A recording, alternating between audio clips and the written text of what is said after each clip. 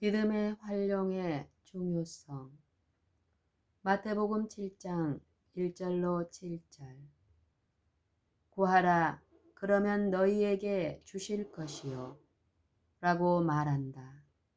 만일이라는 말이 여기에 있는가? 여기에는 만일 구하면 을 제외하고는 만일이라는 것이 없다. 만일 그대가 구하는 것만 원한다면 구하는 것에서 배제시키는 마음의 조건은 없다. 영적으로도 조건이 없다. 그러므로 만일 우리가 하나님의 것을 구한다면 우리는 그것들을 구하는 조건과 일치해야 한다. 8절로 11절. 누가에 의하면 좋은 것은 성령의 선물이며 우리가 원하는 것은 경건함을 목말라 하는 것이다. 12절. 오늘 아침에 우리는 하나님을 그분의 말씀에서 취하는 우리의 단순한 믿음을 활용하는 것에 대한 중요성을 생각해 보고자 한다. 우리는 이것을 다시 제시하는 것이 필요한 것에 대해 유감을 느낀다. 나는 이것이 제시되는 것에 대해 우리가 유감인 것을 알지 못한다. 그러나 이것에도 불구하고 마음은 그것을 붙잡는 데 실패하고 있다. 그러나 우리의 마음은 우리에게 주어진 약속을 충분히 이해할 만큼 넓어야 한다. 나는 매우 단순해서 아이도 그것을 이해할 수 있는 바로 그 약속을 취했으며 11절. 우리는 이것이 어떤 구함인지 듣게 되었다. 만일 우리가 구하면 우리는 약속된 것을 소유할 수 있는 가능성이 있다. 이런 식으로 그것이 주어졌는가?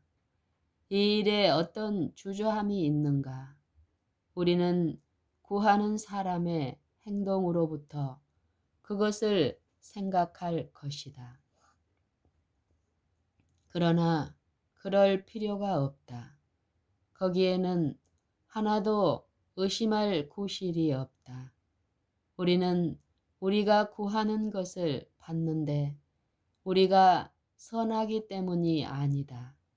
만일 그대가 복을 받기에 충분할 만큼 선하도록 기다린다면 그대는 결코 그것을 받을 수 없을 것이다. 만일 그대가 약속을 받기에 충분할 만큼 기다리고자 한다면 그대는 그리스도께서 오신 이후까지 기다려야 할 것이며 그것은 너무 늦을 것이다. 그대는 그대로 나와야 할 것이다. 왜냐하면 그분은 그대의 구주이시기 때문이다. 그분은 그대를 위해 돌아가셨다. 그분 안에 하나님의 완전하심이 육체로 거하셨으며 그분은 빛과 능력과 축복의 모든 하늘의 은사를 가지고 계시기 때문에 그분은 그것들을 구하고 문을 열어 예수님을 들어오시도록 하는 모든 이에게 그것을 주실 것이다. 그대는 그것을 위해 충분히 문을 열 것인가?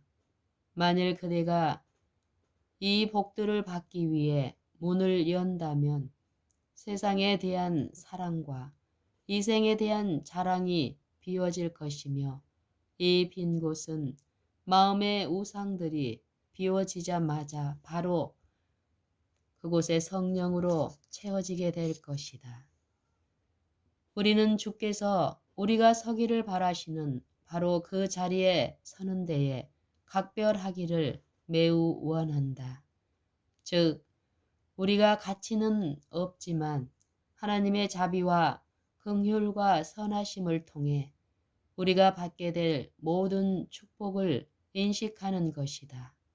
그것은 우리가 여러 면에서 자아를 선하다고 여기기 때문이 아니라 하나님이 세상을 이처럼 사랑하사 독생자를 주셨으니 이는 저를 믿는 자마다 멸망치 않고 영생을 얻게 하려 하심이기 때문이다.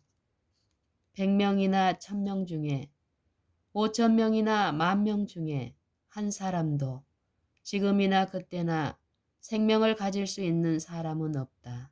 아무도 없다. 그분을 믿는 사람은 누구든지 멸망치 않고 영생을 가질 것이다.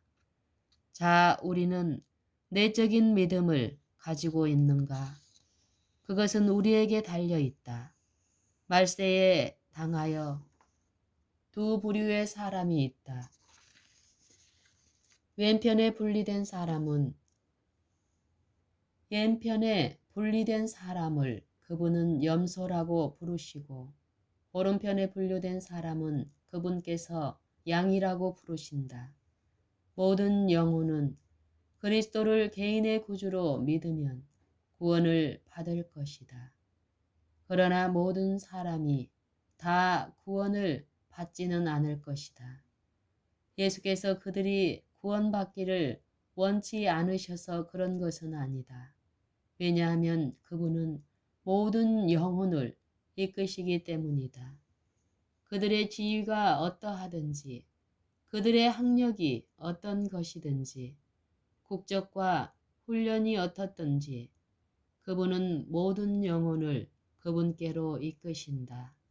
왜 그런가? 그 이유는 그분 안에는 생명과 빛과 진리가 있기 때문이다. 이 모든 것들은 이 현재의 날마다의 생활에서 필수적인 것이기 때문이다. 그리고 이 모든 것들은 생애의 모든 짐과 시련과 어려움을 쉽게 하도록 도울 것이며 그리스도께서는 수고하고 무거운 짐진 자들아 다 내게로 오라 내가 너희를 쉬게 하리라고 말씀하신다. 이제 나는 끊임없이 너무 많은 편지를 받기 때문에 여기에 답장하는 것 말고는 다른 일을 할 수 없다. 주께서 그것들 위해 자비를 베푸시도록 기도하기를 요청한다.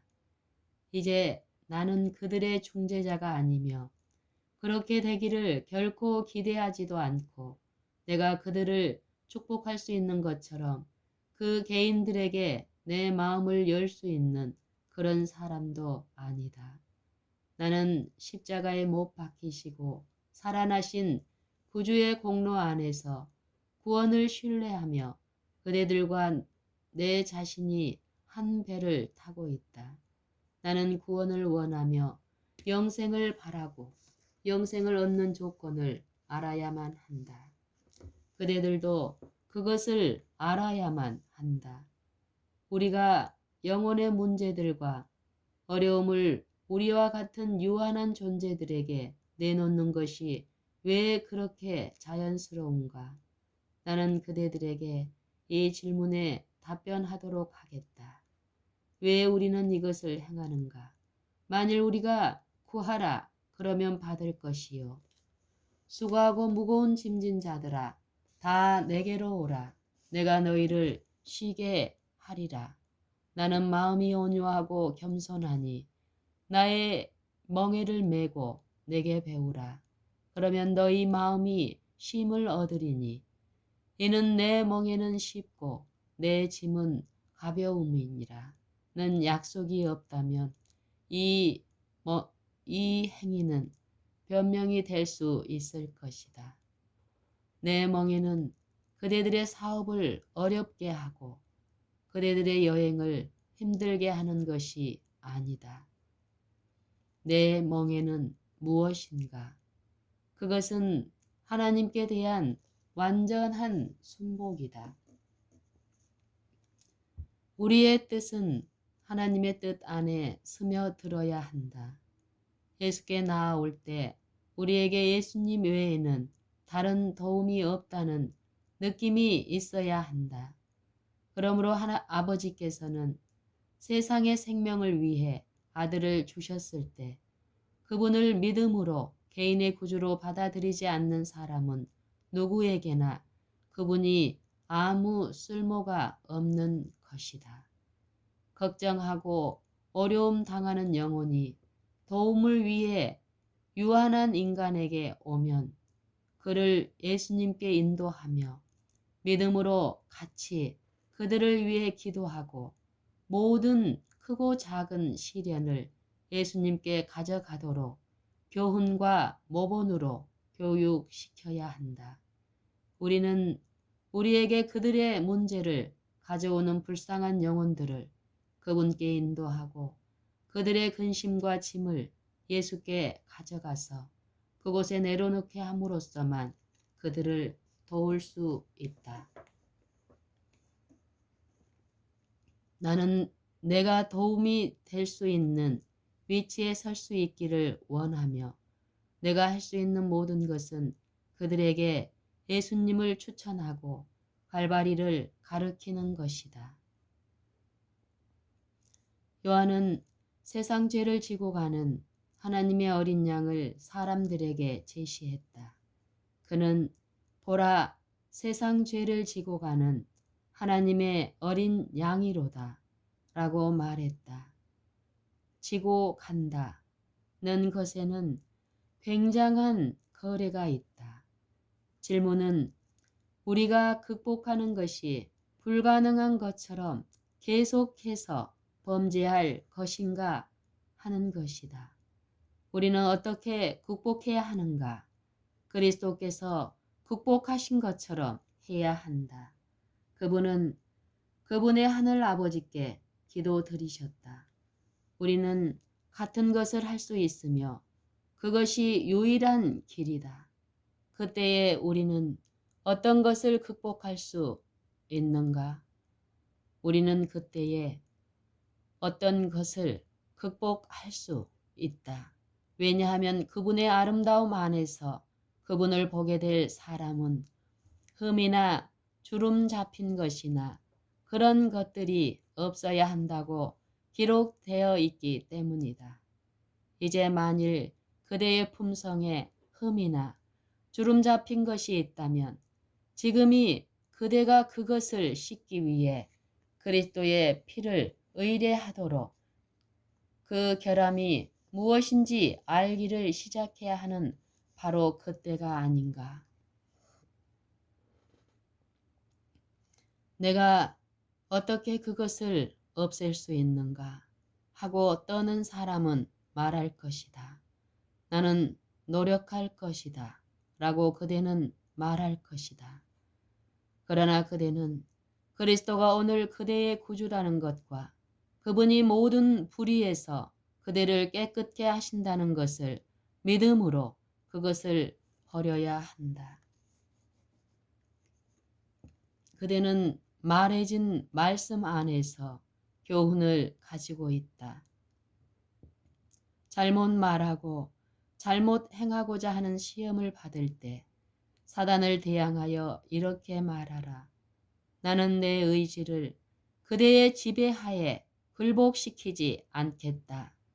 나는 신령한 능력과 합력할 것이며 은혜를 통해 승리자가 되겠다. 사단은 광야에서 그리스도께 말했다. 사자들이 그대를 위하여 손으로 너를 받들어 발이 돌에 부딪히지 않게 할 것은 분명하다. 그러나 그는 이 인용문을 어디에서 따왔는가? 그분은 그분의 길 안에서 그 길을 지켜야 하셨다. 그것은 그분 자신의 길이 결코 아니었다. 하나님의 길이 그리스도의 길이었다. 인류를 위해 놓여진 구속의 경륜에는 그리스도께서 인간의 어떤 필요성으로 그분을 구제하기 위해 이적을 행하지 않으신다는 것이 있었으며 그분은 그분의 모든 길을 지키셔야 했다. 대적은 그것을 결코 인용한 것이 아니라 어느 때라도 그분이 달려갈 때 천사들이 발이 돌에 부딪히지 않게 할 것이라는 것을 인용했다. 그는 자기를 지탱해야 했다. 이제 대적은 우리를 향해 이 모든 유혹을 가질 것이며 문제는 어떤 것이 우리에게 가장 무게를 지니고 있느냐 하는 것이다. 우리는 자아를 의의 태양의 광선, 밝은 광선의 통로에 놓을 것인가? 한 집회에 가서 그리스도인이 되기 위한 장소가 있다고 생각하고 집회를 나와서는 사람이 외투를 벗어놓듯이 그것을 벗어놓을 것인가? 이렇게 우리는 우리 종교를 벗을 것인가? 깨어서 기도하라. 그리스도께서는 말씀하신다. 시험에 들지 않게 깨어 있어 기도하라. 시험은 우리가 사는 것을 따라 우리를 감싼다. 사단은 우리를 한 가지 방법으로 시험할 것이며 그가 우리를 이기지 못하면 다른 방법으로 시험할 것이다. 이렇게 그의 노력은 그치지 않는다. 그러나 우리는 왕족의 일원이요 하늘 왕의 신민이요 새로운 품성으로 하나님께 새로 났다는 것을 항상 기억해야 한다.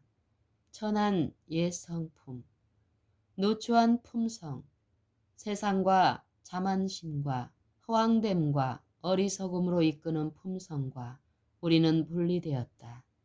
우리는 그것을 버렸으나 우리 자신의 힘으로 한 것은 아니다. 우리는 하나님의 지혜를 구했으며 그분은 그것을 모든 사람에게 주신다고 말씀하신다. 어떻게? 제한된 양으로? 아니다.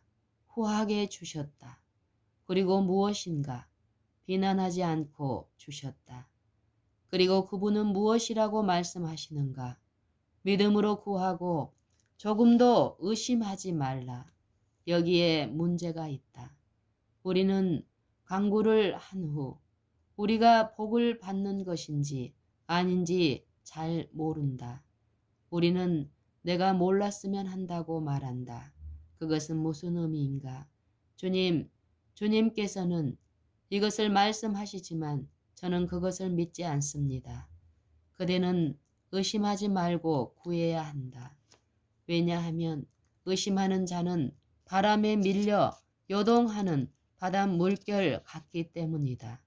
그는 바로 그 물결 사이에서 요동한다. 한 물결 뒤에 다른 것이 또 오고 우리 믿음도 새는 그릇에서 나오는 물처럼 간다. 믿고 깨어서 기도해야 한다.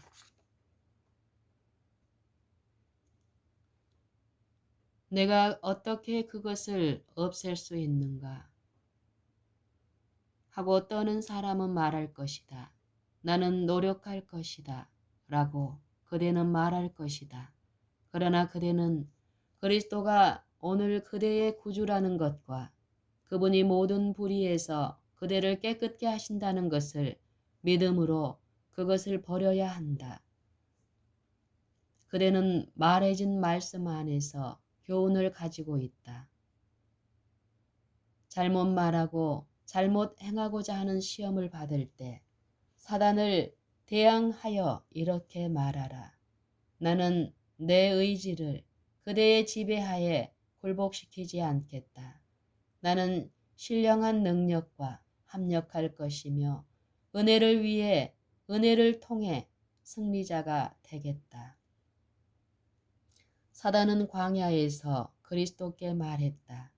사자들이 그대를 위하여 손으로 너를 받들어 발이 돌에 부딪히지 않게 할 것은 분명하다. 그러나 그는 이 인용문을 어디에서 따왔는가? 그분은 그분의 길 안에서 그 길을 지켜야 하셨다.